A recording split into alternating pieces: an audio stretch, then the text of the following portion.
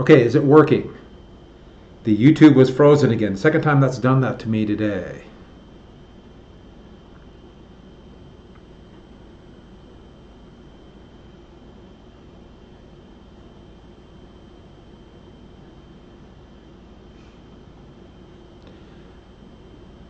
All right, well, it appears to be working now.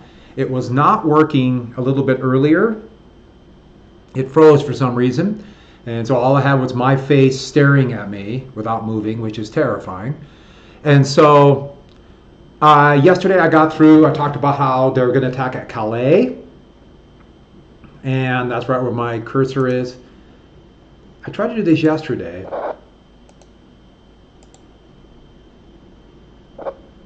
There seemed to be some kind of sound effect coming through here.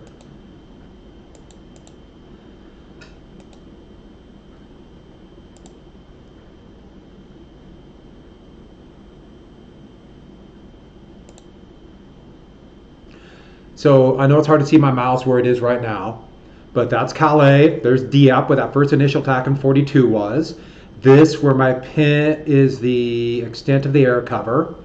And I talked about how these were the beaches and the best division, the 352nd German division.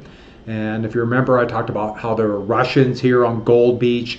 Juno was the Canadian beach and the hardest beach to take. So I went through all that yesterday. I do have a map assignment, and I'm going to turn that over. And I did put on the longest day, and it's on my webpage. I accidentally put it there as not sharing, so I put another copy on there, so it should be coming up here pretty soon, a copy that I can share.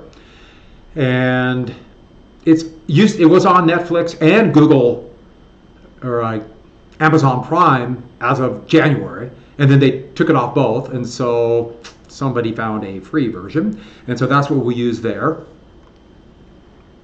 And so here's Calais, where the main defenses were, and I think to talk about the parachutists and a few other things. Why are there machine guns in the background? I don't know. I think I put that sound effect in the last time, and now it's stuck. I can't get it off.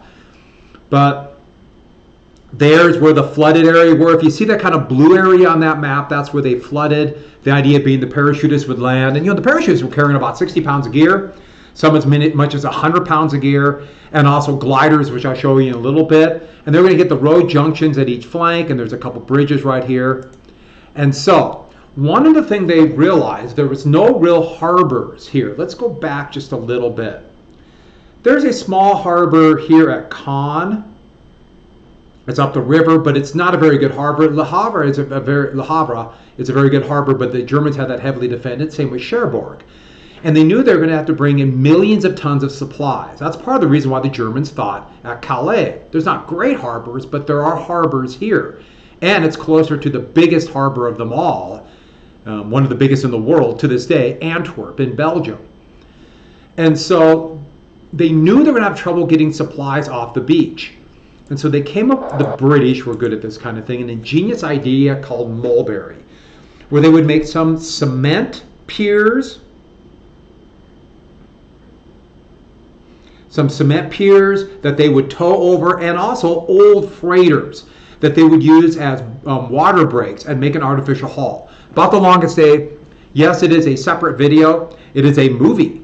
It is a feature-length movie. It's nominated for many Academy Awards, and it's an epic. It's pretty much every major star that was alive in 1962 is in this movie. And if I know what you're thinking, yes, we'll have lots of John Wayne. But anyways, back to this.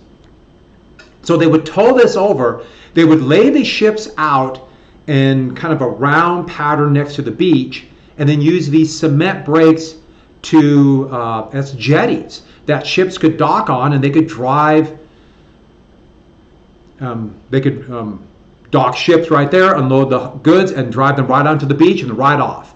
And so they're going to make artificial harbors. The thing about harbors, why natural harbors are such an important facet to a country. Why, like Seattle, for example, or Long Beach. They have land around it to leave kind of a harbor or a bay that's sheltered from the waves so ships can dock and unload safely. They thought they would make that, and the English Channel is notoriously rough. And so the plan was to go here. This is a diagram. You can see it fairly well. But the ships out here, they would sink them and then make these jetties, and they're also called whales or wharfs, where the ships could land.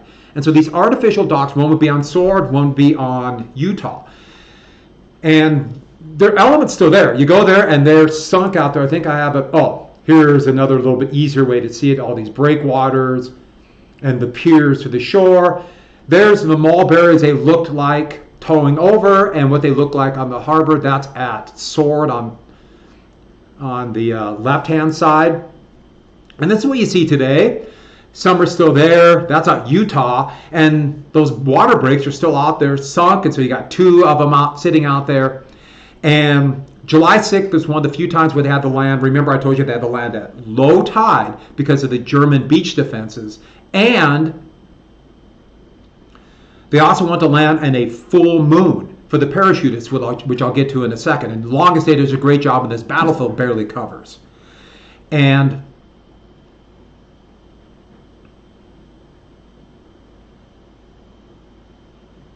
wait a second, I lost something here. And so with that, they also had to land at those two different times. June 5th and 6th and 7th would be days they could land, and also on the 17th. And as it turned out, there was a horrible storm on the 17th that destroyed one of the mulberries. So only one would function. It never quite functioned the way they thought. I gotta admit, was a pretty amazing idea, but never quite worked. These are the mulberries in action. But as it turned out, most of the supplies would actually be run up on the beach. And so, a couple more things I'll tell you about. The British were kind of masters at the technical little gizmos. And the 79th Armored Division had a regiment called, well, in the 79th Division, their commander was a general by the name of Matthew Hobart. And Hobart came up with what's called the Hobart's Funnies. And these are various things that would be attached onto tanks and engineering vehicles that could be used on the beach. And some of them were quite ingenious. And so here was, if you look right here in the corner, that on the bottom it was a Churchill tank, so a British tank, but they took they took the turret off and laid it on so it could be like a mobile bridge to go up little cliffs, as this tank is using another tank as a way up. Here, it's another British tank, and they had this tarp that could lay over mines or beach obstacles. That had relative effectiveness. But here and here, this flailing tank, either would roll or that would flail, and that would destroy mines and blow up the mines, so then other vehicles could follow right behind. And if you look behind here, there's a tank with a bridge. It's hooked on so it could lower that bridge on. And we still use things like this today. The United States never really bought into this till after the fact, and then they would want these, especially these tanks, the flailing tanks that could blow up mines. But one that the Americans did use was called the duplex drive tank. And this one, I still can't believe they used it. It's terrifying. But you have a tank, and they put this tarp around it, and they would lift the tarp up, and it would be relatively waterproof, and that would make it into like a little boat. And there would be a propeller behind that could be powered by the engine, and this could be like a little boat to go ashore. They could drop it off from a landing ship tank, and that's what it looked like.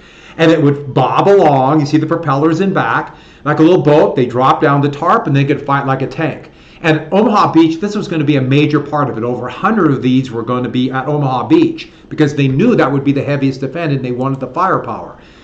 And so here they are bobbing along in practice and drills. I told you about Tiger, where it turned into a tragedy when German torpedo boats captured or hit them.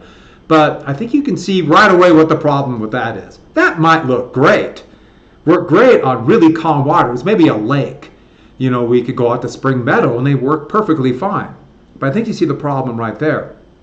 With any rough seas, water gets in, and how quick do you think that would fill them with water? Boom, and they sink, and it's almost impossible to get out of the tank with the water pressure on. That's a 5-man crew. And so these would be kind of death traps. Most of them never made it to the shore. They tried to get the tarps up and start going to the shore, and they would either become waterlogged because of waves, or another one that would happen a lot would simply just be they shell explosions, fragments, or machine guns would cut holes in it and go right down. It's one of these ingenious ideas, did not work. Well, right before the invasion, the Daily Telegraph, it's it's famous for its, excuse me, its crossword puzzles. And these crossword puzzles, in a series a month or a month and a half before the invasion, all of a sudden, all the code words started coming out for the invasion. As you see, there's a couple examples here. It has like Overlord, which was the code name for the entire operation. Utah Beach, Omaha Beach, Mulberry. There's one Comet. There's a few other operations. Neptune. And Neptune, that's the one that the words aren't in. Neptune was the sea part of the invasion. And Pluto was another one. Pluto was going to be an underwater gas pipeline that would go to Cherbourg. All of these code words were in the Daily Telegraph newspaper in their crossword puzzle. Just kind of random ones. Well, this is a very common way for espionage to spread information. They started putting these, or they would always check crossword puzzles as a way to see if spies were sending information to the Germans. And all of a sudden, all the code words. And this sent out shockwaves. They even brought out the man who was making it. As it turned out, he lived near Southampton. And he was a schoolmaster, and he had been making them. And he was able to convince him he's not a spy. This was no means trying to pass on words to the Germans. They didn't know what he meant. And he ended up not being arrested, convicted, and put away forever for espionage. But as it turned out, as he would admit later, oh yeah, people all over southern Britain knew these code words. Think about when you have 3 or 4 million Allied troops all over being told these code words. They'd go into town, they'd go into taverns, they'd tell the code words. All these words were common knowledge, even if people didn't know exactly what they meant. So he'd been hearing them, and he thought it would be funny to put them in the crossword. And so in reality, he was telling what was going on, but he kept it secret. And so, here was the plan for the first day. And they had very ambitious plans. Remember, I was going to ask, who did it? But remember, this is Bernard Montgomery. And he was in command of the land operation. And then Dempsey and Bradley were the British and American commanders. So, if you look at this map, there's Normandy, and that was the invasion.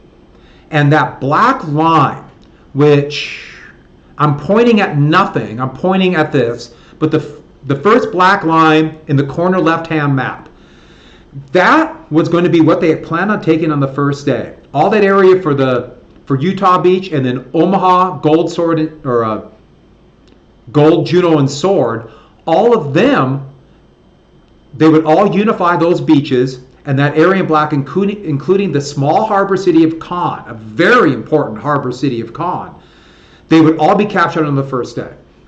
And this is about 20 miles or 15 miles inland or so. At Caen, 10 miles at Omaha Beach. This is incredibly ambitious. The idea that the men would be on landing craft all night, not being able to sleep, attack, get through German defenses, and still advance 10 to 15 miles was insane looking back at it. But they expected to land and then within 17 days take the entire peninsula, including the harbor city of Cherbourg, and slowly, as you can see from there, advanced, and by D plus 90, which is D-Day plus 90, so 90 days after the invasion, they should be at the gates of Paris. That was the plan. And it's really ambitious and expected a very slow, broad-moving plan, and needless to say, that's not what happened. And as you can see from this map, and I just decided to put it there to give you some kind of contrast, the area in red was pretty close to where they thought they would get on that first day. The area in blue is what they actually captured, including the very high cliffs of the Point du Hoc. And so it wasn't even close. And as it turned out, they would be fighting in that basic area there in red for that first week for 2 months. As it turned out, it was much different than they planned. And then the breakthrough happened, and it went very quickly after that.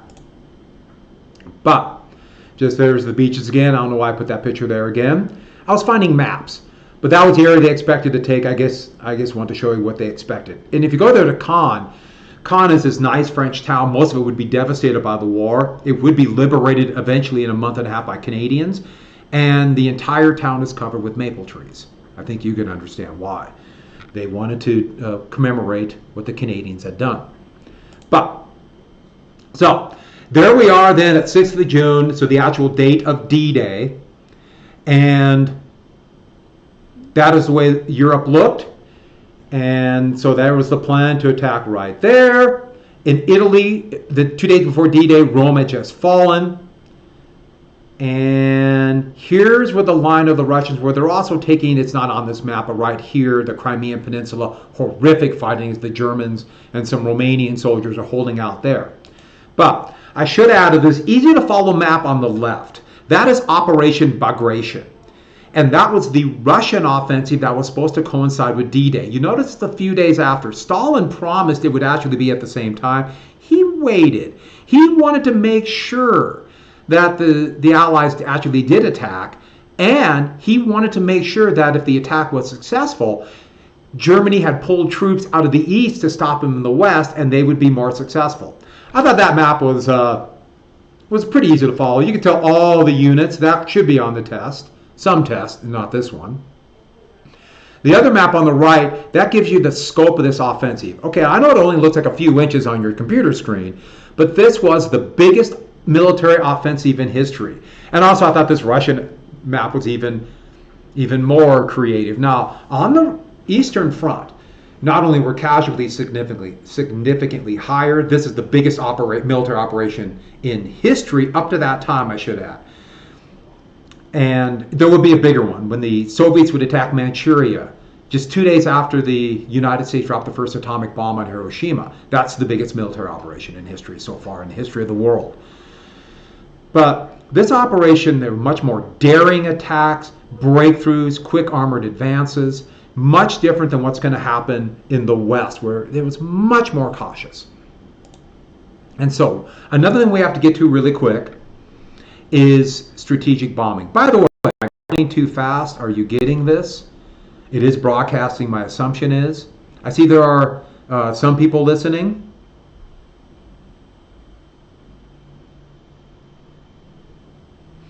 So, strategic bombing. The idea of strategic bombing is this. That is bombing to knock out industry, transportation, oil, etc. Strategic is long term. And the idea of strategic would be that these big, heavy Allied bombers, those are American B-17 Flying Fortress bombers, and they would knock out factories, etc. And so the German military production would not be able to function, and they would eventually have to quit fighting. And so that's like, for example, the intercontinental ballistic missiles today are strategic weapons. Tactical are like on the battlefield, tanks, etc. And those are B-17. That's a pretty good picture. American planning was, we saw in the video, battlefield. They would fly at about 17,000 feet, which had to be just miserable for those guys. They're not pressurized cabins. They wore electric suits that would be relatively warm, but it was awful. I can't even begin to tell you how cold and terrible it was, with an oxygen mask. But they would fly, they fought above German defenses. As it turned out, the German defenses could reach it. And they actually lost a lot of bombers. It was not as successful as they tried to portray. But the United States had all these heavy bombers, and so did Britain. In fact, Britain spent almost a third of their entire defense budget in World War II on heavy bombers. Remember the Blitz in 1940? Germany bombed London and other major Germans or other British cities with terror bombing. And the British were going to get their revenge. Well, the strategic bombers had been bombing cities.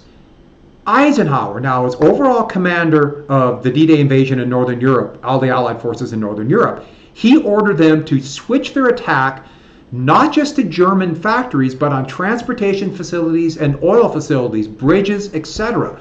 So it'd be difficult for Germans to get reinforcements to the beachfront. Now, they didn't really bomb in Normandy.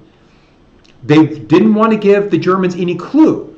But They switched to transportation facilities. So that's a couple more shots. Those are American B-17 bombers. They call them flying fortresses. They're rippling with 17 machine guns. I'm sorry, 15 machine guns. Some even had 17. And those were the flat guns, a German 88 millimeter flat gun that could reach over 35,000 feet and therefore make the American planes very vulnerable. I put that in there more than the reason because it was also the Germans' best anti-tank weapon. But this is why it's important. This plane right here, the P51 Mustang, it was an American plane design, and they had an old water-cooled engine that didn't work very well called the Allison. They took that out and put a British Merlin engine in an American plane design, and it became the best plane of the war. Not only was it maneuverable, it had 6 50 caliber machine guns on it. It could also carry 2,000 pounds of bombs. But the big thing was it had a range to fly from bases in England all the way to Berlin and back, escorting American bombers. And so yes, German anti-aircraft guns could knock down bombers, but this could protect American bombers from German fighters. And so beginning in January of 1944, these P-51s begin to escort American heavy bombers like those B-17s over Germany. And the Germans, desperate to keep the Allies from bombing them at daylight, because this was a huge blow to Hitler's prestige, but also it was a horrible effect on German civilians and cities. They would pull fighters from everywhere to try to stop American bombers. And these P-51s shot them all down. These were better than German planes. They had more maneuverable, more durable. And with that long range, they could escort the bombers, and they destroyed the German Air Force. The Germans were forced to pull planes from not only the Russian front, but more importantly, from Normandy, where the Allies are going to have almost 10,000 planes for the D-Day invasion. The Germans, less than 100, and only 2 German planes appeared over the actual invasion beaches. That's how important these P-51s were. They cleared the sky, and they're a really neat looking plane. Maybe the greatest fighter plane ever made. Obviously after the war, they became obsolete with jets, but an incredible plane. I can't emphasize how important those planes were. And with that, knocking the German Air Force out in many ways, the United States, the Allies, had complete air superiority. They could have equipment out for the most part. They could go during daylight hours, where Germans did not have that luxury. And here are some of the transport facilities. That is a bridge. That's on the Seine River. And that is a railway station. And it's in Paris. And I can't remember which railroad station it was. But the thing was, yes, they're going to kill civilians. These bombs were not accurate enough. The railroad stations in residential areas, but the Germans couldn't use it and get troops to the front. And one thing about total war in this era, there's going to be significantly more civilian casualties than military casualties. And they also use medium bombers to bomb transportation facilities and other German installations. They're a little bit smaller. These are 2-engine. They carried, the B-17 can carry anywhere from 4 to about 18,000 pounds of bomb. They carry generally about 8,000 pounds. These can carry 2 to 4,000 pound bombs. These are actually B-26s, and they're B-25s, other bombers too. You notice on the wings they have these white stripes. This would be done at D-Day. The 3 white stripes on each wing and also the fuselage would tell not only U.S. fighter planes, but also anti-aircraft gunners and boats and ships on the ground and the sea that they're Allied ships, and therefore not to shoot them down. And so you can see this. That's a couple really good pictures. That's an American P-38 fighter plane, twin engine, long range, durable plane. And I just like it because it's a great picture flying over Normandy. You can see the farms in the background, but you can really see the 3 stripes. And once they got air superiority, planes like the P-38 But more importantly, an American plane and a British plane, two heavy-duty fighters, big engines, fast, could carry a lot, would become instrumental in knocking out German troop convoys, truck convoys, and enemy equipment. And they would be the P47 Thunderbolt. There it's firing 5-inch unguided rockets, which were, if they hit, just deadly to armored vehicle and trucks and convoys and things like that.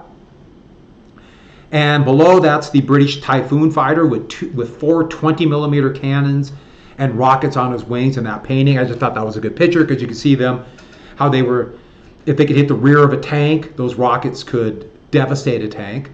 I should add that the P-47 had 8 50 caliber machine guns, and they would just orbit the battlefield and orbit behind.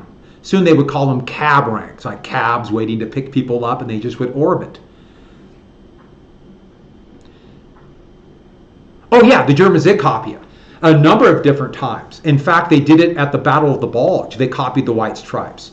At the Battle of the Bulge, they actually had units try to act like American units when they attacked in December of 1944, and they would paint the White Stripes on them. But the Germans by then didn't have that many planes, and so it wasn't quite as devastating as it could be. But it did have some effect on the first couple of days. But they also carried a transponder that they could pick up, that would transmit a certain coded message that they could pick up whether or not it's an Allied plane. But even then, yeah, they would do it. And it's a good idea. But you can only do that if you have air superiority, because those 3 stripes, you can really see if they're the enemy or not. And, oh, I should add one more thing. The strategic bombing didn't really work on knocking out industry, but it did have some effect on knocking out German fuel facilities. They didn't have really much a source of oil except for from Romania and a couple other places, Hungary, a few others. But they had coal gasification factories along the Rhine River, and they could make a kind of a diesel fuel, really dirty burning diesel fuel, and they had some effect knocking those out. And the big thing about that is not only you can't transport goods, you don't have as much oil, or always short of it for your tanks and other equipment, but you can't train fighter pilots, and so they never had as much training as they could have had. So let's get to. So that's D-Day. That's right before. That's Northwest Europe. The map says Northwest Europe 1940, but they forgot to change it. That's the old West Point map, so they have new ones that actually aren't as good. And I mentioned von Rundstedt, but they also had Rommel, this weird kind of command structure. There's Normandy. And I have to cough. I still have that little bit of a sinus infection. It doesn't seem to go away. And I don't know why I put that in there. There's a chain of command all the way down from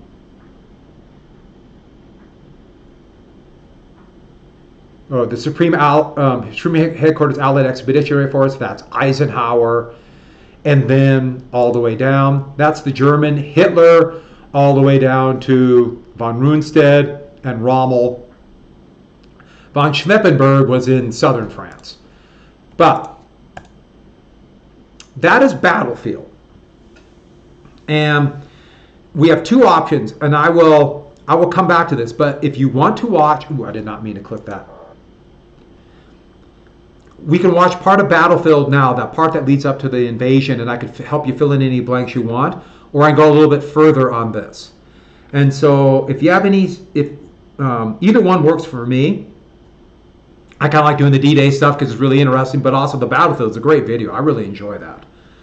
And so if you want to watch the Battlefield, go ahead and text me, and I'll start it with the preparation for the invasion, and I can show it on this and add comments as we go, because I'm prone to do that.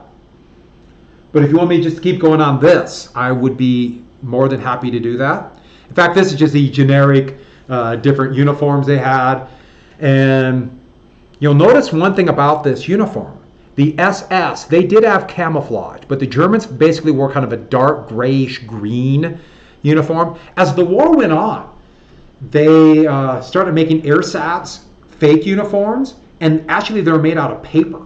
And you'll see these kind of stiff, weird collar uniforms, especially when they started putting as young as 10 years old and as old in their 60s. In the German army, they had paper uniforms. And so the parachutist, and they have the reserve parachute on top. One thing about that you can see fairly well. They don't show it in the movie, and that's one thing they don't show on The Longest Day, but they would put their medical kit on their helmet and tie it right there. And it had some bandages and a few other things, but a couple morphine syringes and sulfa powder, which is a antibacterial or antibiotics, one of the first ones that could be used. And the other thing about the parachutists, yes, they had a pack, and you can see it there, but they actually didn't carry their pack when they jumped because they have a parachute on their back. And so they would had a waist belt, and it would hang down from their waist.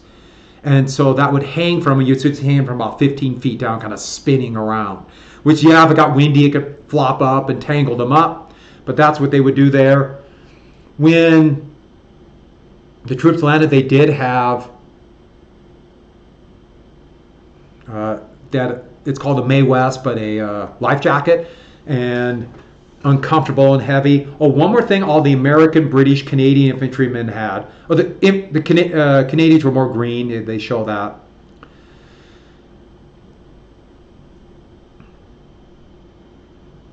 They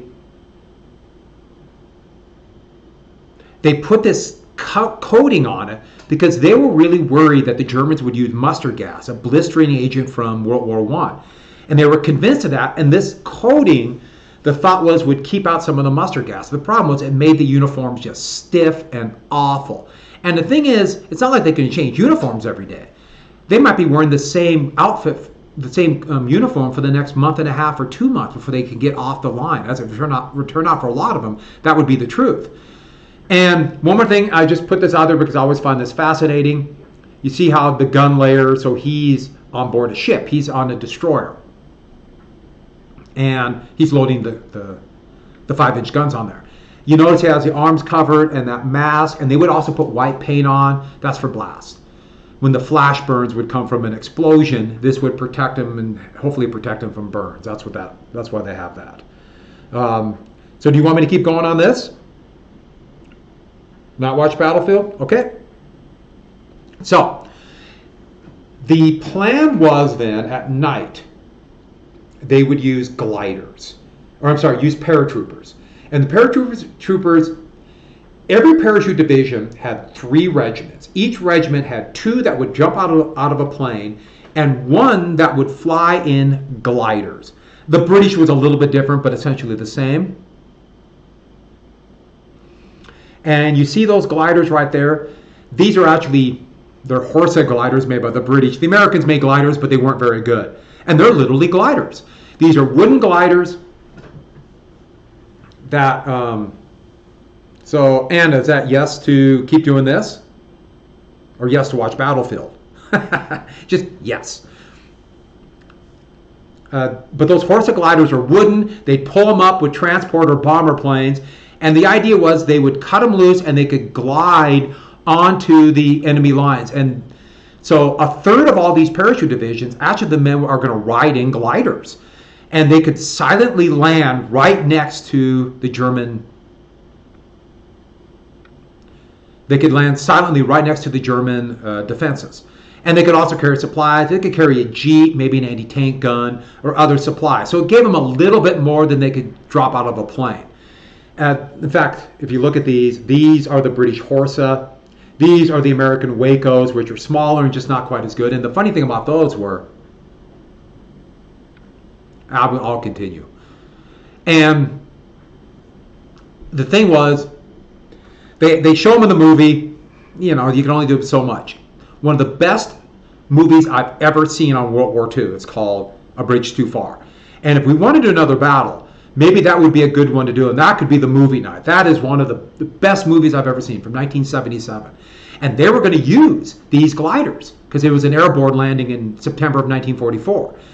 And they made exact replicas of these gliders for the movie, and they were going to use them. They used about 8,000 people in paratroopers, or skydivers to reenact this drop. It's one of the most incredible scenes ever put on film. Well, they were going to use the gliders, and they were filming this over Belgium, and over the Netherlands, and European inspectors came in and said, "No way, we'll let you fly these things.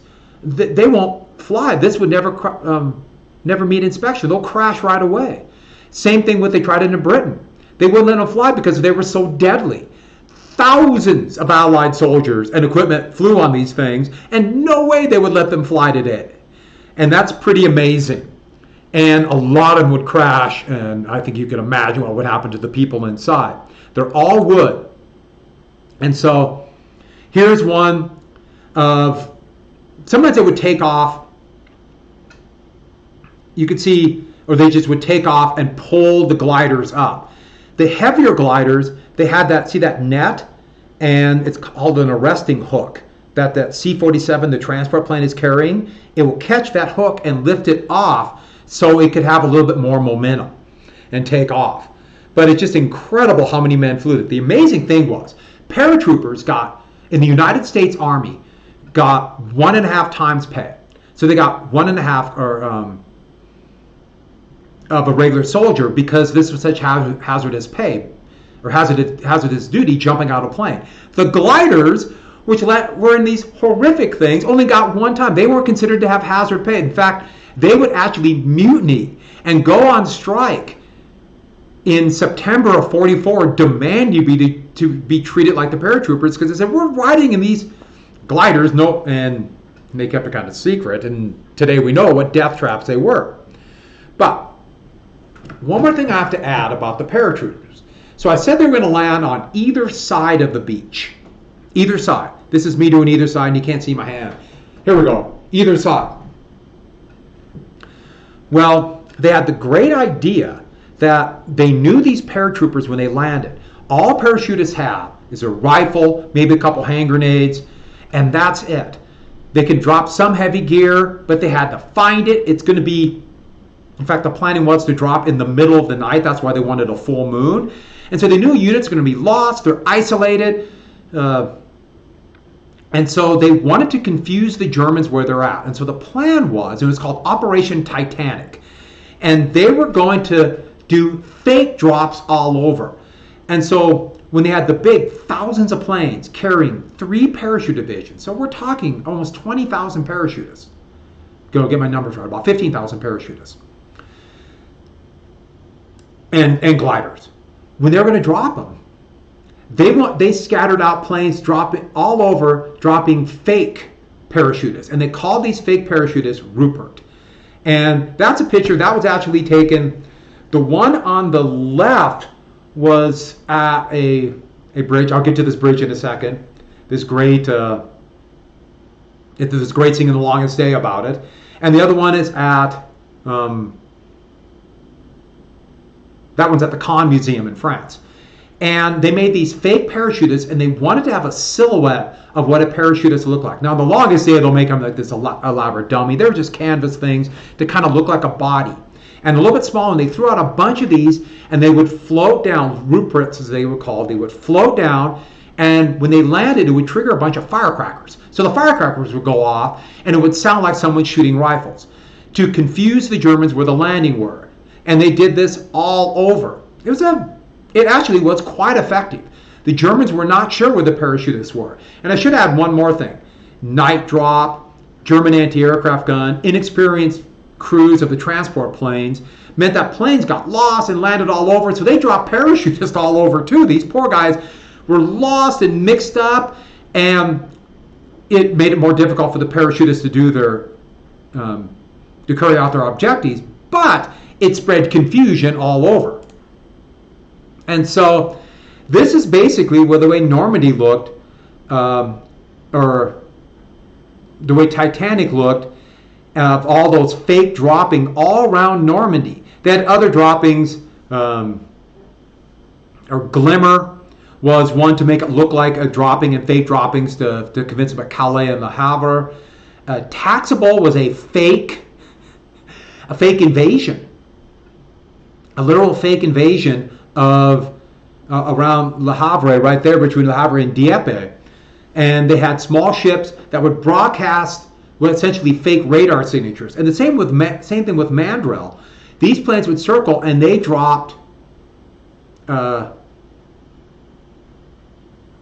about to say glitter, but they dropped little strips of tinfoil that would capture German radar and scatter it all over. And this was a way to kind of mask the way the attack was going to happen. So these are the parachutists getting ready. And the plan was that they would drop the night before. So starting about 1 o'clock, they would drop, and then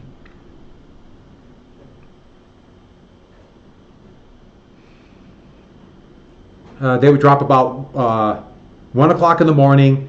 And the first ones that would drop would be called Pathfinders. And Pathfinders would be specially trained paratroopers that would drop in certain areas, and they had these, part of their gear was a big light, essentially like a spotlight. And they had a little shield that would go over, to kind of move it back and forth, so it would flash. And this would be to warn, or this would be to tell the next planes coming over where to land. And so the whole idea was these specially trained crews would drop them on the exact location. And then when the pilots who were not as experienced could just look for those flashes. But the problem was it did not work as well. You might think, well, what about all the other lights around France? They were on blackout. Nobody had lights on. Every window in every house had black light shades that they would pull down so no light would come through. Cars would have their headlights blacked out except for a little slit. In fact, a lot of people died because of having no light on the roads, either hitting pedestrians or getting into accidents. So enemy could not see them. In fact, if anybody was any French civilian violated blackout lights, they could be shot on sight by the Germans. And so the idea was they would land. And a couple more things about that picture you can see right there. That is a string of Americans, so about a squad, a little bit bigger than a squad, about 15 parachutists. And they're getting ready to drop, and they're holding onto a ripcord. They have a reserve parachute in front, and on back is their main parachute. One other thing about it is the parachutes have 2 harnesses, and the British followed this too. And this was a lot better. The Germans originally did with 1 harness, and the problem was they would spin like a top. And so they got rid of that pretty quick. And you also notice one thing. If you can see, right, the man is holding it with his left hand, that cord. And if you look behind the second man, you can see there's a hook that's onto that cord. That is hooked to his parachute. And he's got a string of about 18 to 20 feet, or wire. And when they jump, they just jump out. And they got to jump out, go, go, go, at a certain predetermined time. And when they jump, when it gets to 18 feet, that ripcord will pull the parachute. And the parachute will open far enough away from the plane that it will open up or it won't get caught up in the plane and won't be too close to the ground. And the whole idea is he will come out, the next man jumps, and his parachute will open when that other man is already gone. So they can time it, and you do a string of them. That's where you get that nice line, as you can see with those lines from that plane above. And that's why I put that there. One more thing. There's a little toy called a cricket. And that cricket there, right there, will click. And the idea was if it's dark, even if it's a full moon, it's going to be really gloomy, can't really see anything, and they would do a little click. And if they saw, well, they do a little click. If they saw somebody coming, a shadowy figure, they would click. And if it's on, they only did this with the Americans. If an American parachutist saw it, they would do a click and return, click, click, and do that in return to drop at night. And so the first bridge they would attack, in fact, we got to the Pegasus Bridge. Let me get to one more thing, and then I am going to stop. This covered a lot, but actually, I don't know. I'm going to stop, but I'm going to come back to one thing. I have to get something. But if you can see this map right there, you have thousands of men waiting in ships here. The British and Canadians here, the Americans here, the fake U.S. Army group is here. Remember, they're faking the whole thing. So they're getting ready to go. They knew there's an opening on June 5th. That's when they have a full moon and low tide at the same time so they could land. and they wanted to do it early in the year as possible. They thought about May, but the seas were so rough and the timing didn't work. Those two things have got to work. They wanted a full moon for the parachutists. And even then, the casualties were outrageous. So they gave the get ready to go on the 4th. So the men started boarding their ships, boarding the landing crafts, boarding their landing ship tank. They're called these big, huge landing craft. They're actually boats with flat bottoms that could carry tanks, supplies, a couple hundred men, these massive landing craft. The problem was with a flat bottom, every wave they just bounce up and down. And the men boarded them. The problem was the weather was terrible. And they knew the weather was bad. And they're hoping for a window, but it was raining, and that would keep the American air cover down, which is a huge advantage, and so they waited. The whole day, or whole morning of the 5th, they didn't go. And so the men just sat in these boats, and awful, could not sleep. It was so difficult to load and unload them, they just, for the most part, kept them on these transports or these landing craft. And men were seasick, sick all over, and this was a short trip. And so they're not like they have quarters to sleep. They're packed in shoulder to shoulder. The idea is to pack as many men as possible because it's a quick jaunt across and get them off. And so they stayed on this whole time. And needless to say that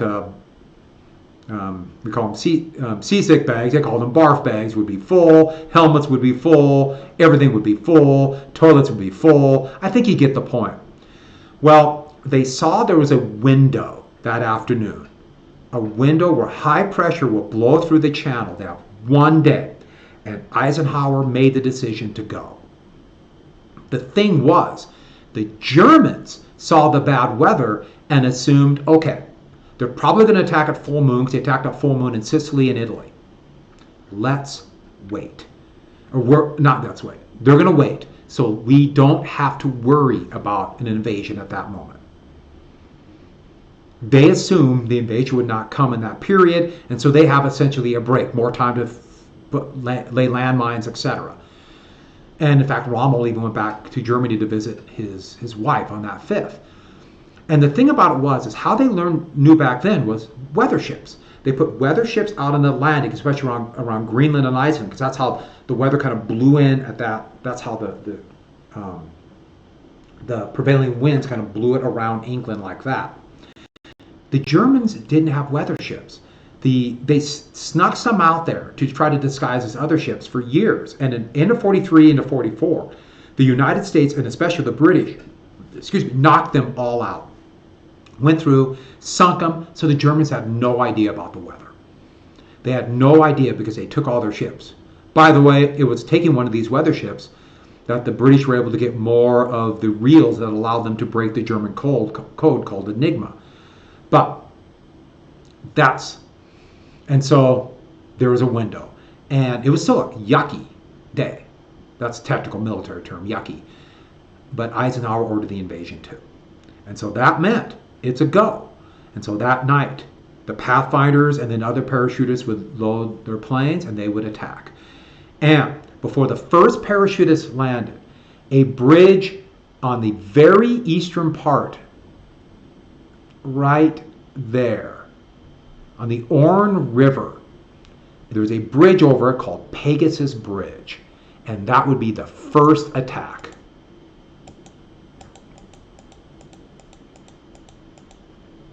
Pegasus Bridge. There's a bridge after the battle. And the plan was to land gliders. And this is such a great picture because they would land gliders silently so the Germans couldn't even hear them. And they could land and then do a surprise attack with specially trained commandos. Parachutists, but commandos not a parachute. Commandos are like what we call Rangers or Special Forces. It comes from the Boer War. That's what the Boers, the South Africans, called their irregular soldiers that fought on horseback. But you see those pictures back there and those trees? Those are two of the Horsa gliders. And you can see the white stripes, identification stripes. And so they landed silently, dropped parachutists on for a surprise attack. There's what the bridge, that's the bridge. You can see where the fighting was. And they actually had to take both of these bridges right there.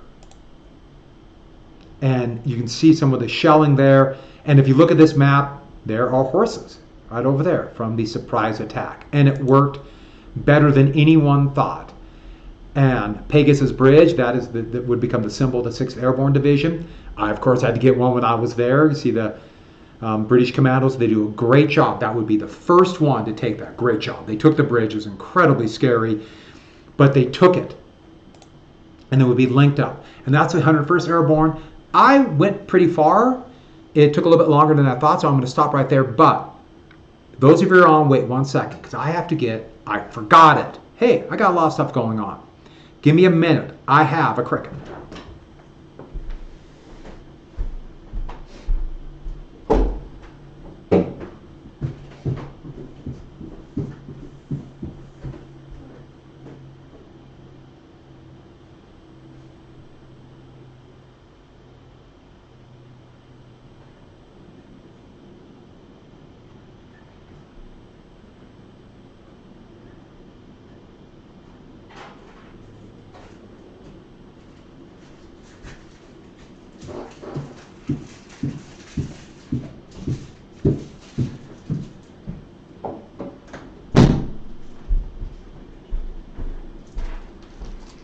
So enjoy your little break.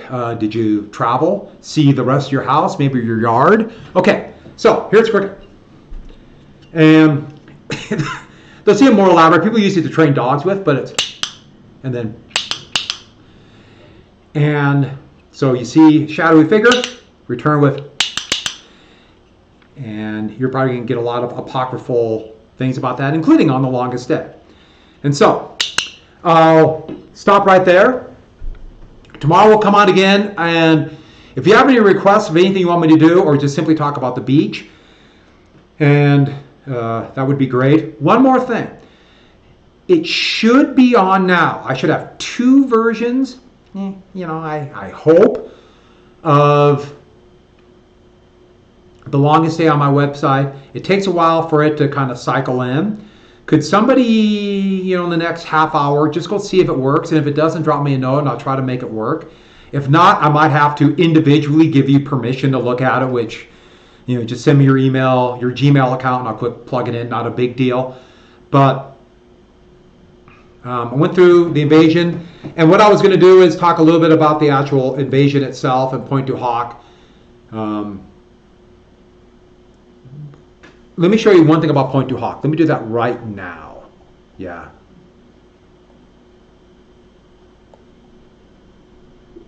I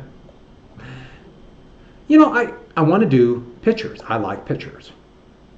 So there's Omaha Beach, and in between Omaha Beach and Utah Beach is a place called Pointe du Hoc, and it sticks out and covers the beaches on both sides.